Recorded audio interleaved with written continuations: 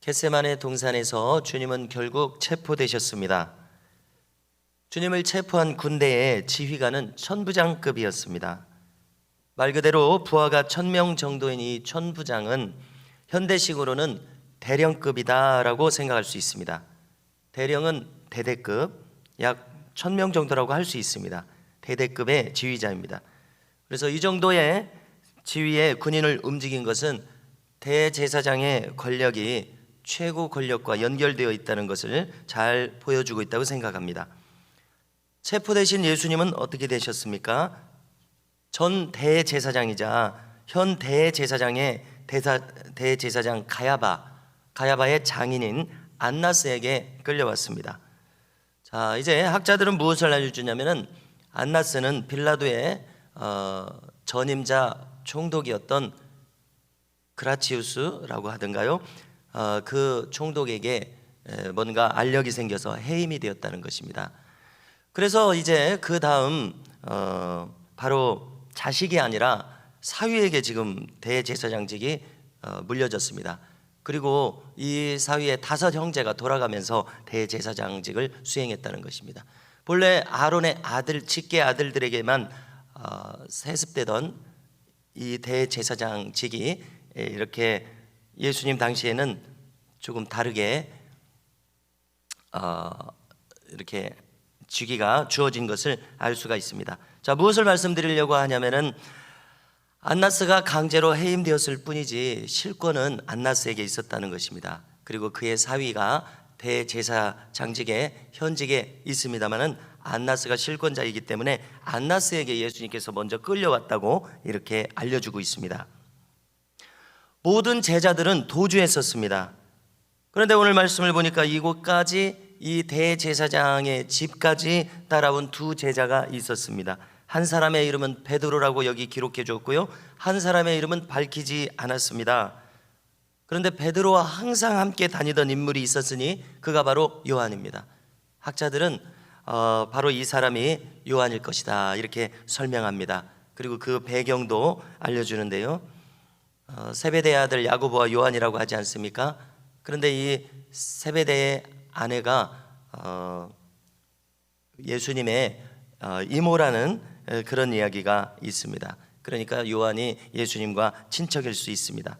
그런 내용들이 있는데요, 그래서 예수님께서 십자가상에서 어머니 마리아를 요한에게 맡기는 것이 그렇게 또 연결이 된다고 할 수가 있고, 또 세례 요한의 어머니가 엘리사벳 아닙니까? 그런데 마리아가 예수님을 잉태했을 때 6달 동안이나 엘리사벳에게 가 있었습니다. 그런데 엘리사벳과 사가랴는 제사장 가문입니다. 그래서 세례 요한이 제사장 가문입니다. 제사장의 후손입니다.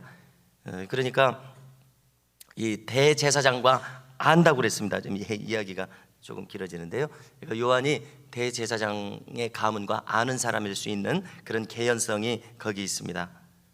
자, 그래서 흥미롭게도 이 지금 이름을 기록하지 않은 제자, 지금 사도 요한 자신일 것이라고 생각되는데요, 대제사장의 집을 자유롭게 출입할 수 있었습니다. 그 집 사람들과 그 종들과 어느 정도 안면이 있었기 때문에 이렇게 할 수 있었겠다 추측이 가능해지는 대목이죠. 그는 대제사장의 집에 먼저 들어갔다가 문 밖에서 못 들어오고 서성이고 기다리고 있는 베드로를 뒤늦게 들어오도록 했습니다. 자, 그런데 이 순간이었습니다. 17절을 보니까 문을 지키고 있던 여종이 베드로를 알아봤습니다. 너도 이 사람의 제자 중 하나가 아니냐 하고 얼굴을 보고 직설적으로 이야기한 것 같습니다. 그러자 베드로는 즉시 나는 아니라 부인했습니다. 이날 밤에 베드로가 주님을 부인했던 첫 번째 순간이었습니다. 지금 최고 권력자가 움직이고 무기를 들고 있는 군인들이 이렇게 많이 움직이는 가운데 누구라도 두려웠을 것입니다. 우리와 같아도 두려웠을 것입니다. 그런데 베드로는 몇 시간 전에 뭐라고 했었냐면요, 다 주님을 버릴지라도 자신은 결코 주님을 버릴 일이 없다고 다짐하고 장담했었습니다. 불과 몇 시간 전이었습니다. 그러나 막상 무기가 주변에 있는 이러한 위협을 느끼는 상황이 되자 즉시 그는 주님을 부인했었습니다. 자, 이처럼 인간은 나약합니다. 베드로가 훌륭하지 않아서 부인한 것이 아닙니다. 인간 자체가 나약합니다. 두려움을 좀처럼 이길 수 없는 것이 우리 인간입니다. 주어진 상황과 분위기 속에서 두려움이 엄습할 때 그것을 이길 수 있는 사람은 대단히 용감한 사람 아니고서는 불가능할 것입니다. 자, 그런데 이 베드로가 2달이 지나서는 전혀 다른 사람이 되는 것을 성경에서 우리가 읽습니다. 주님과 똑같이 그가 공회에 붙잡혀 갔었어도 전혀 두려워하지 않고 물러서지 않는 사람으로 완전히 변하게 되었습니다. 그 중간에 무슨 사건이 있었습니까? 이 2달 정도에 달하는 시간을 걸쳐서 무슨 사건이 있었습니까? 곧 주님은 십자가에 죽으시고 부활하셨습니다. 두 번째로 부활 후 승천까지 40일 동안 주님은 성경에서 구체적으로 기록하지는 않았지만 천국 복음을 계속 전하셨습니다. 더 자세히 전하셨습니다. 셋째로 오순절 성령 강림 사건이 있었습니다. 넷째로 베드로 자신에게도 예수님의 생애가 재현되었습니다. 그래서 안진뱅이를 일으킬 수 있었습니다. 너무나 놀라운 일입니다. 성도 여러분, 만일 나도 이 2달 후에 베드로처럼 전혀 세상을 두려워하지 않는 사람이 되고자 한다면 어떻게 해야 됩니까? 주님처럼 사명에 사로잡혀서 두려움 없이 담대하게 행하려면 우리는 어떤 사람들이 필요합니까? 조금 전에 거론했던 4가지 경험과 비슷한 경험들이 필요한 것입니다. 그렇지 않습니까? 다시 한번 거론하면, 첫째, 주님의 부활을 확신하는 경험. 두 번째, 천국 복음을 확실하게 믿는 믿음. 세 번째, 성령의 불세례가 임한 사람. 네 번째, 주님의 생애를 자기도 재현해서 살아가는 사람. 이렇게 경험하고 이 진리를 신비에 새긴 사람은 결코 물러섬이 없을 것이라는 것입니다. 왜입니까? 세상을 이기는 진리를 내가 가지고 그것을 경험했는데, 안진뱅이를 일으키는 그 능력을 경험했는데 어찌 세상이 그를 감당할 수 있는 그런 사람이겠습니까? 세상을 능히 이기는 사람이 될 것입니다. 왜냐하면 자기가 경험한 영원에 비해서 찰나와 같은 이 세상을 능히 이길 수 있는 힘을 가지는 사람이 되는 것입니다. 그러므로 이 자리에 저와 우리 모든 교우들께서 이 진리로 무장한 복음의 사람들, 복음의 전신갑주를 입은 사람들이 되실 수 있기를 주님의 이름으로 축복합니다. 자, 베드로는 이제 불을 쬐고 있었습니다. 그런데 한편 주님은 안나스에게 끌려가셔서 신문을 받으십니다. 이 자리는 재판석과 같은 자리입니다. 주님을 처벌하려면 근거가 있어야 합니다. 그래서 주님이 무엇을 말했는지 그것을 다시 들어서 현장에서 기록하기 위해서 주님을 신문합니다. 주님이 가르치신 것이 무엇이었는지 그 내용을 다시 말하라고 합니다. 그러자 주님은 순순히 그것을 이야기하지는 않으셨습니다. 내가 이미 공개적으로 말하지 아니하였느냐? 회당과 성전에서 공개적으로 항상 가르쳤느니라. 그래서 자기 말을 들은 사람들이 이 자리에 파다하게 있으니 그들에게 물으라, 이렇게 이야기하십니다. 그래서 이렇게 대답하는 주님을 안나스의 아랫사람이 손으로 주님을 칩니다. 자, 이 현장에서는 아무런 소득을 얻지 못했습니다. 그러자 안나스는 실권자인 현직 대제사장인 가야바에게 주님을 보냈다고 기록합니다. 이때였습니다.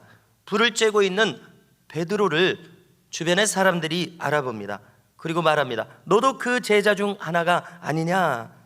그러자 베드로는 즉시 부인합니다. 나는 아니라. 자, 베드로는 지금 주님이 걱정돼서 여기까지 따라왔습니다. 이것만 해도 대단한 용기 아닙니까? 그렇지 않습니까? 다른 제자들 다 도망갔습니다. 그렇지만 내가 바로 그분의 제자다라고 당당하게 밝힐 용기까지는 없었던 것입니다. 그럼 몇 시간 전에 호기롭게 나는 결코 주님을 부인하지 않겠습니다 라고 했지만 그렇게 정녕 부인하지 않을 능력은 그 속에 없었던 것을 우리가 알게 되는 것입니다. 그렇습니다. 이것이 바로 인간입니다. 스스로는, 머리로는 그렇게 하겠다고 할지라도 스스로는 그렇게 할 수 있는 아무런 능력도 없는 것이 우리 인간인 것을 베드로를 통해서 엿보게 됩니다. 이처럼 무능력합니다. 그렇지만 언제 우리가 능력 있는 제자로 변화가 됩니까? 언제 우리에게 그런 세상을 이기는 담대한 마음이 들어옵니까? 그것은 거듭 지금 다시 말씀을 나눕니다마는 우리가 성령의 사람이 되었을 때, 기도의 사람이 되었을 때, 천국 복음으로 무장한 사람이 되었을 때, 복음의 전신갑주를 입은 사람이 아니면은 이렇게 하는 것이 불가능한 것을 또 깨닫게 됩니다. 그렇지 않습니까? 내가 그렇게 할 힘이 있어야 내가 그렇게 하죠. 주기철 목사님처럼 가진 고문이 들어와도 부인하지 않을 힘이 내 안에 있어야 부인하지 않게 될 것 아닙니까? 이때였습니다. 자, 이번에는 조금 전 겟세마네 동산에서 베드로는 칼을 가지고 있었습니다. 칼로 이제 저항하며 그 주님을 체포하려는 자를 내리쳤을 때 말고라고 하는 사람의 귀가 잘렸습니다. 그런데 그 말고라고 하는 사람의 친척이 바로 이 옆에 있었던 것입니다. 그래서 그는 말합니다. 네가 그 사람과 함께 있는 것을 내가 겟세마네 동산에서 보지 않았느냐? 현장에서 목격한 사람이 베드로에게 이렇게 도전했습니다. 그러자 베드로는 이번에도 부인했습니다. 자, 이것을 마태복음과 마가복음에서는 어떻게 했다고 하냐면 베드로가 저주하고 맹세하며 부인했다고 기록합니다. 이때였습니다. 달기 울게 됩니다. 베드로는 즉시 밖으로 뛰쳐나갑니다. 왜냐하면 결코 주님을 배반하지 않겠습니다라고 맹세하고 주님 앞에서 맹세할 때 주님 뭐라고 하셨습니까? 네가 닭 울기 전에 3번 나를 부인하리라. 주님께서 하신 말씀이 생각났기 때문에 그는 뛰쳐나가서 통곡했습니다. 베드로는 심히 통곡했다고 기록합니다. 왜 그렇습니까? 자신의 비겁함을 자기가 발견했기 때문입니다. 자신의 무기력함을 발견했기 때문에 그렇습니다. 동시에 자기의 마음속에는 여전히 주님을 신뢰하고 믿고 따르는 마음도 변함없이 있었기 때문입니다. 이렇게 복잡한 마음속에서 그는 통곡할 수밖에 없었습니다. 성도 여러분, 그래서 우리는 나만의 힘으로는, 인간의 힘만으로는 무능력한 것이 바로 나인 것을 깨닫습니다. 참으로 절감합니다. 그러면 어떻게 해야 됩니까? 오직 밖에서 나를 사로잡는 능력이 나에게 임하지 않고서는, 즉 내가 완전히 천국의 그 능력에 사로잡힌 사람이 아니고서는 성령에 사로잡힌 사람, 진리의 사람이 되지 않고서는 나를 향해서 도전해 오는 이 세상의 이 거대한 힘을 결코 이길 수 없다는 것을 절감하게 되는 것입니다. 계시록 2장과 3장에서 주님은 7교회에 말씀하실 때 이기는 자가 되라고 수도 없이 강조하시는데요, 제가 그것을 찾아왔습니다. 어떻게 한다고 하시냐면요, 이기는 자에게는 무엇을 주신다고 하시냐면 낙원의 생명과일을 주리라. 이기는 자는 둘째 사망의 해를 받지 않으리라. 이기는 자는 감추었던 만나를 주고 흰 돌을 주리라. 그 돌 위에는 받은 자밖에는 알 수 없는 새 이름을 기록하리라. 이기는 자는 만국을 다스리는 권세를 주리라. 보좌 위에 앉아서 나와 같이 다스리게 되리라. 이기는 자는 흰 옷을 입게 되리라. 그 이름이 생명책에서 흐려지지 않으리라. 이기는 자는 하나님의 성전의 기둥이 되리라. 이기는 자는 이 모든 것을 유업으로 얻으리라. 할렐루야. 성도 여러분, 이처럼 우리 모두가 하나님의 능력에 사로잡혀서 이기는 자로 우리의 남은 생애를 살아가실 수 있기를 주님의 이름으로 축복합니다.